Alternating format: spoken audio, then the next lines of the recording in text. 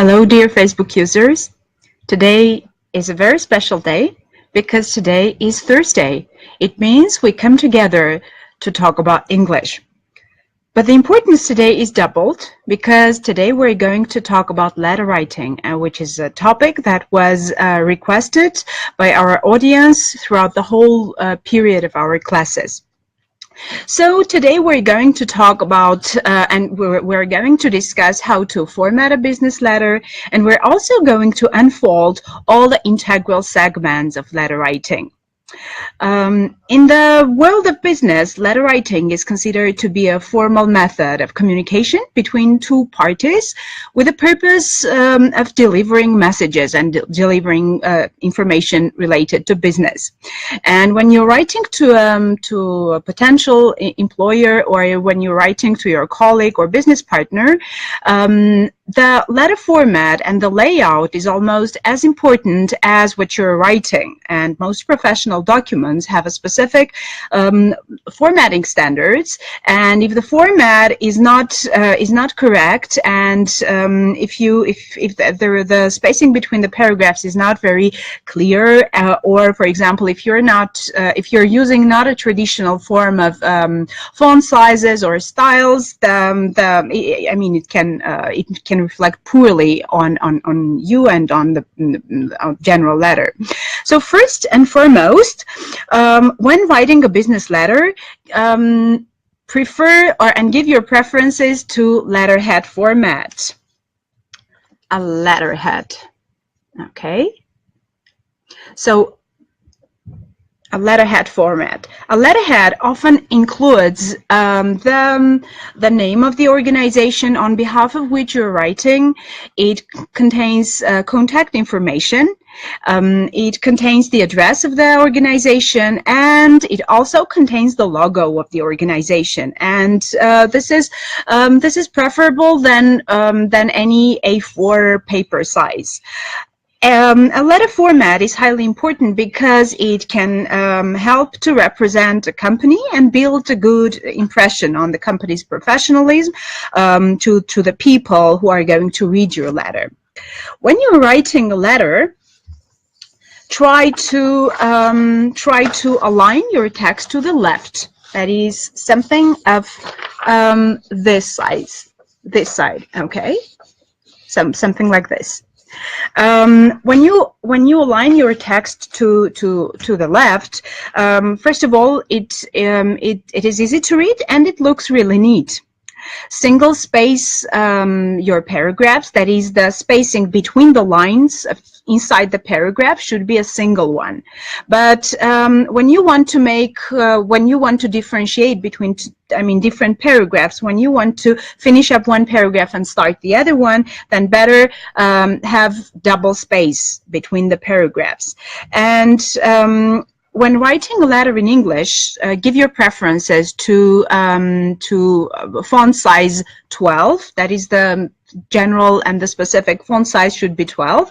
And the font style in English, which is considered to be a business-like and professional, that is Times New Roman or Arial.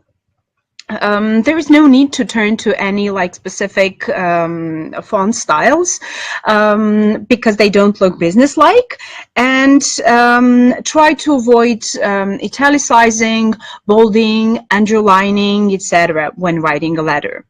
I would advise that you skip contractions as well. That is no, don'ts, no, doesn't, can't, etc. So try to avoid contractions as well. And break your letter into specific paragraphs, as I said a bit earlier. Any letter, any business letter, contains specific information. That is, first of all, the writer's contact information, which includes the name of the person and the address, then the date.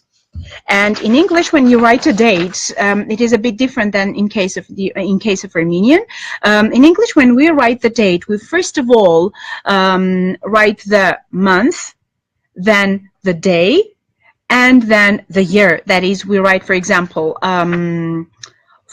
December 15th, 2017. Okay.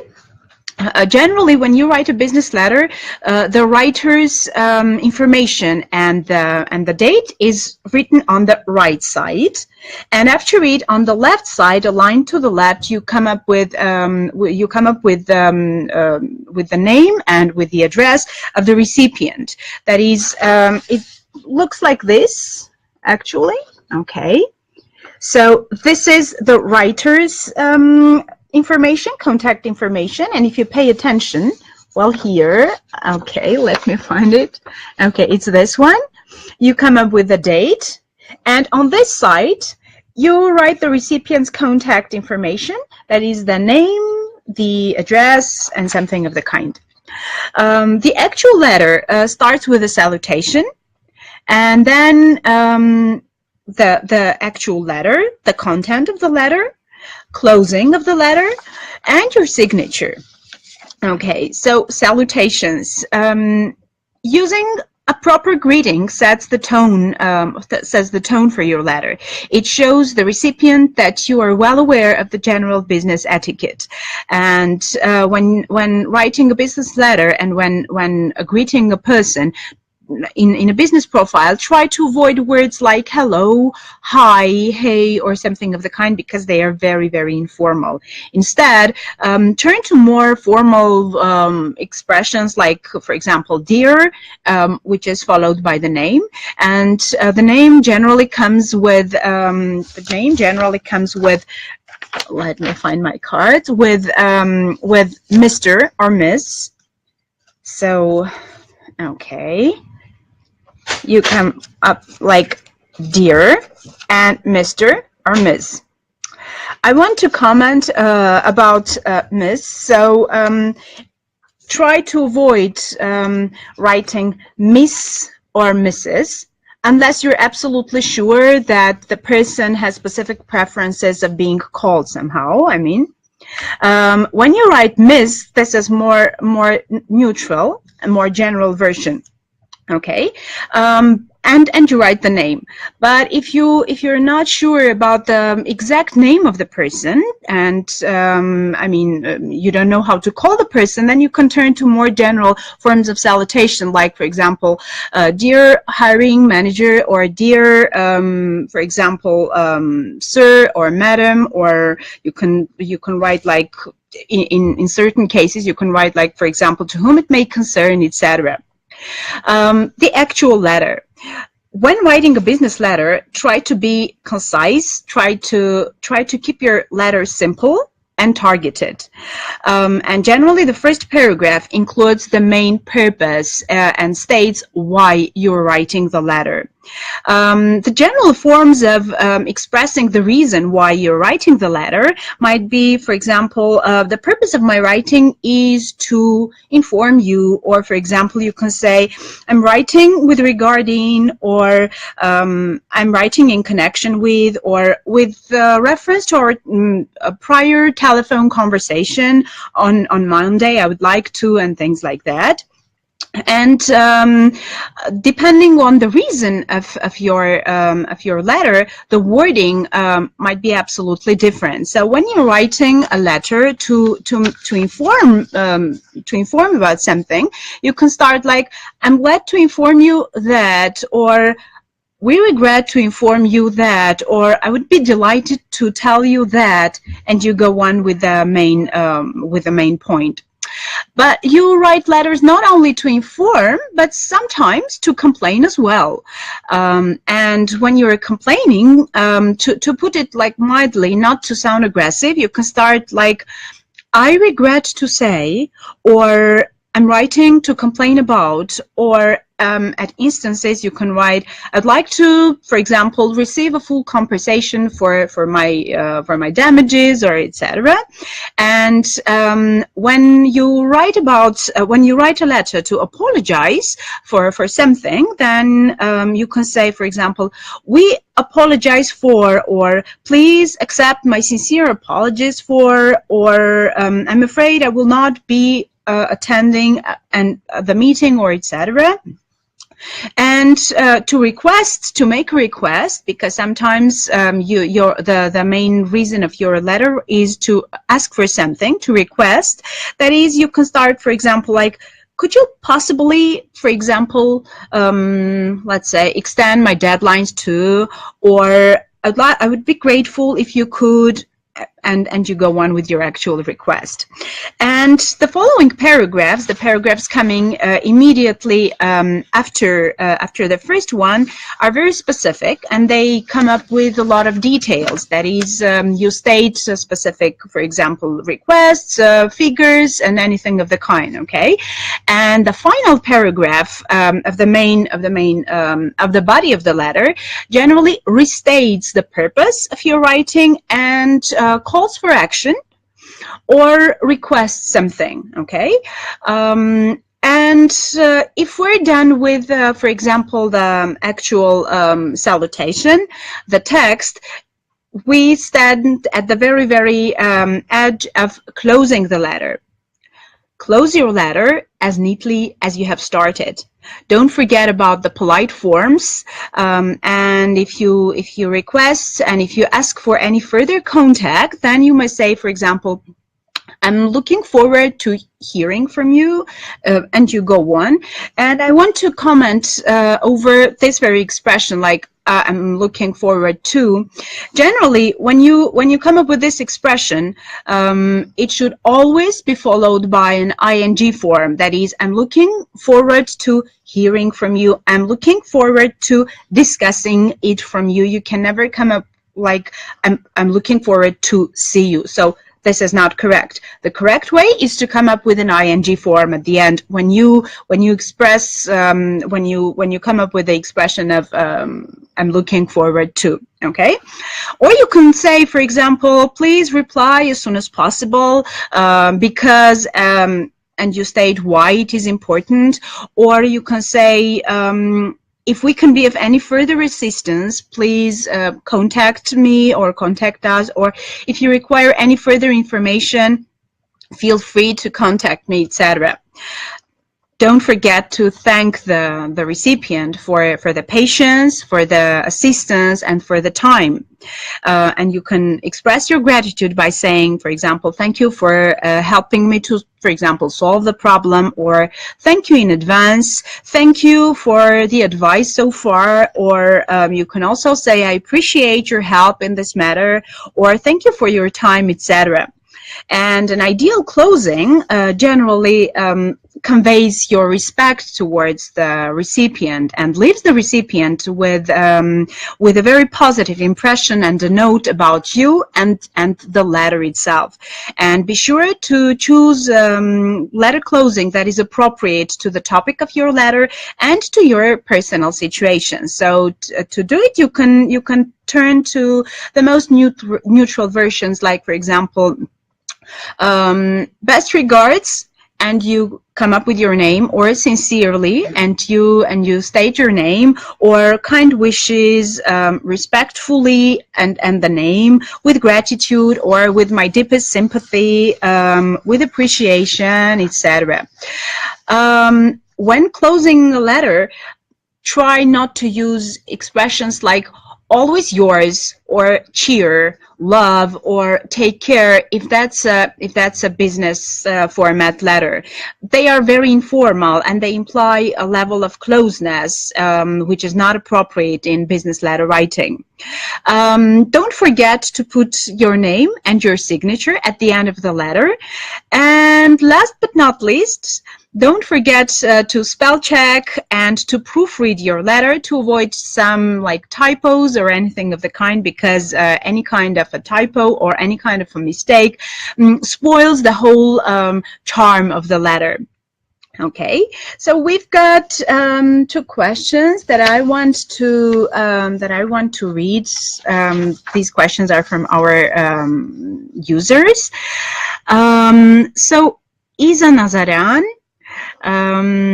is saying, and if we're not sure about the name or position, should we write dear sir, madam? I mean, is it okay to write like with a slash?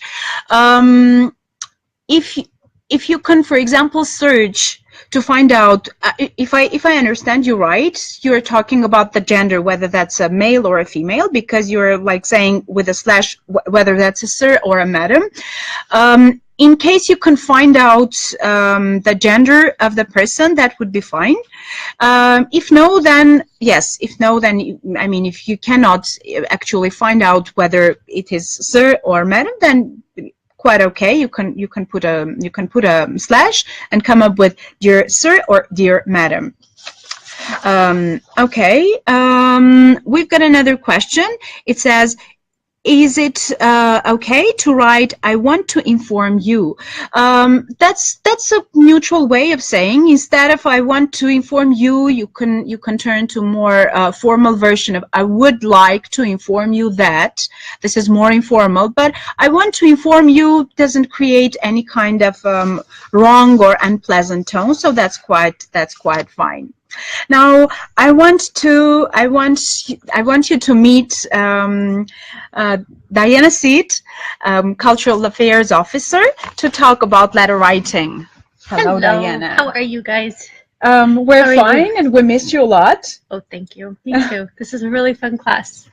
Oh, thank you. That's thanks to our audience, because they are very active, and it makes me really happy. So I was saying that if that's Thursday, it means that's a kind of a, happy day for me. I like it. Yeah. Yeah, so I heard about your topic.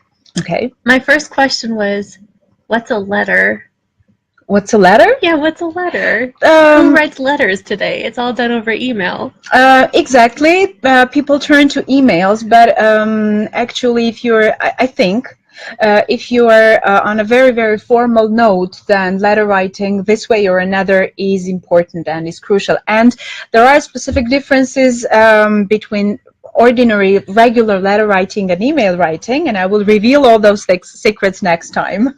Yeah, so just to say, there is still a place for good old-fashioned paper, good old-fashioned ink.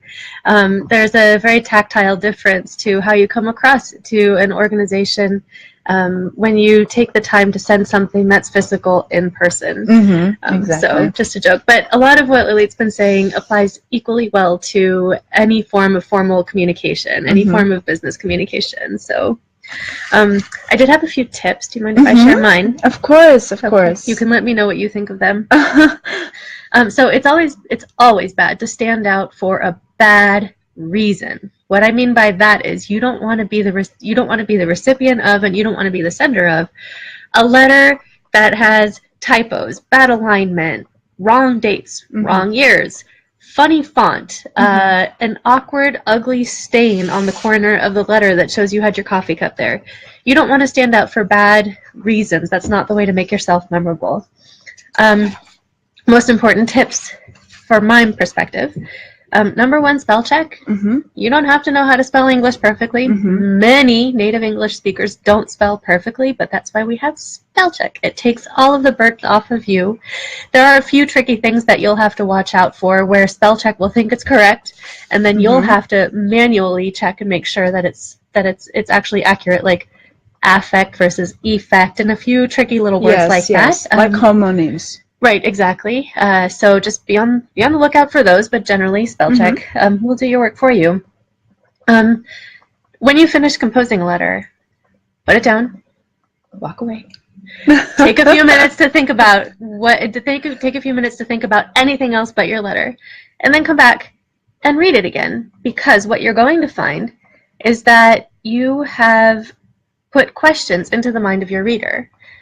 And then you never want to leave your reader with a question. You want to make sure that any possible question that a reader has is answered by the content of your letter.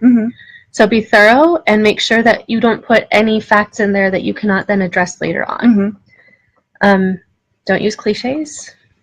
They're tiring, they're unnecessary, and they waste valuable real estate on the letter because you only want to put relevant information there. And I heard you talking about that a little bit earlier.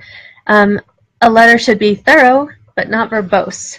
It should answer all questions, but it needn't be that lengthy. And if you make sure to edit out cliches or unnecessary words or phrases, it will read better, it will be more accurate, but most importantly, you will appear more professional and more like you've done your research. I think you also had a question about what do you do if you can't tell the gender. Mm-hmm. If you can't tell the gender, you haven't done your research. You're not prepared to send Yes. that letter. So find out what you need to know Yeah.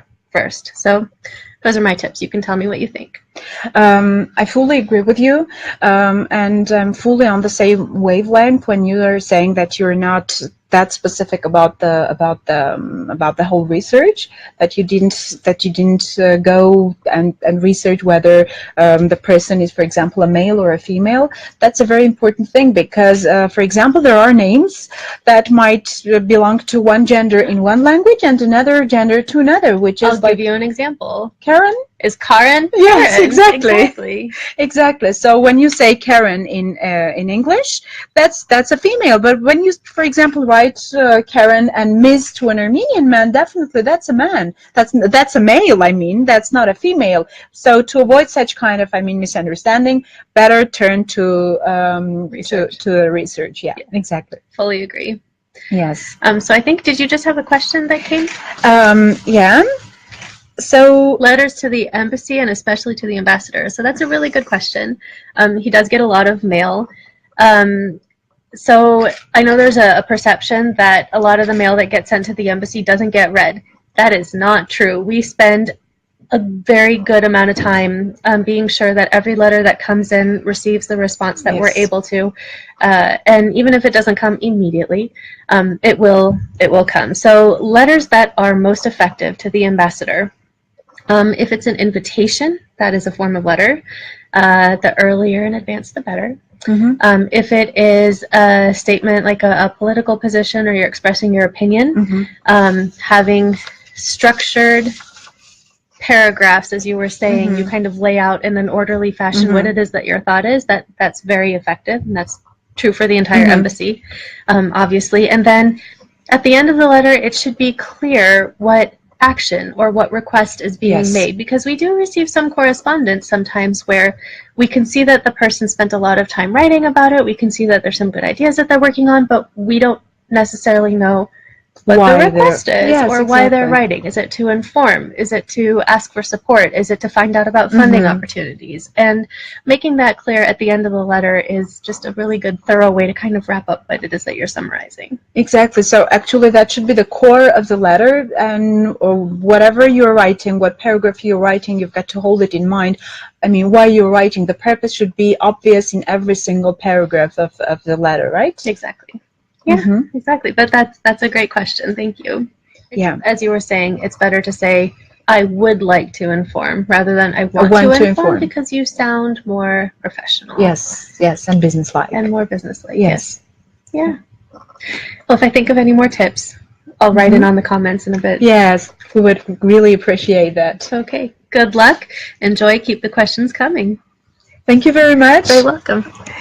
And before we wrap up the lesson, I want to pass over the homework, previous lesson homework, in case you decide to check it. So the first one says, at the beginning of your presentation, you can say, I'm going to talk about. The second one, you can also say, I'm going to give you some facts and figures, and that's an expression. Facts and figures is a specific expression, okay? When you go to the next part of your presentation, you can say, I'd now like to move on to. When you talk about a graph, you can say, this graph shows you. Why not demonstrates? Why not indicates? Because only the word show can be followed by you. You nearly never say demonstrate you or indicate you or anything of the kind. If you want to show that one thing is directly linked to the next thing, you can say, this leads me to my next point. When you want to show that you have finished your presentation, you can say, that brings me to the end of my presentation. You can then say, thank you for listening. If you want to invite people to ask you questions, you can say, please feel free to ask questions. If you reply to a question, you can say, does this answer your question. And the final one, if you want to repeat, clarify, or say something in a different way, you can say put another way. So this brings me to the end of the presentation, of today's presentation. We have one more comment. So Isa Nazarian says, about research, I did my best to find the name of my future employer, but I've got no information even about the gender. But thanks for the answer. Thank you for the question as well. In case you cannot really find out, then you can turn to more general ones, which are not very, very, very, very sticky. Besides, you've got to bear in mind that better turn to a neutral one instead of hurting people. Okay, so thank you for your attention. Thank you for your patience to stay with me till the end. So since the letter writing topic is very, very bulky, our next class is again going to be devoted to letter writing. We're going to discuss the types of the letters. Thank you for your attention. Goodbye.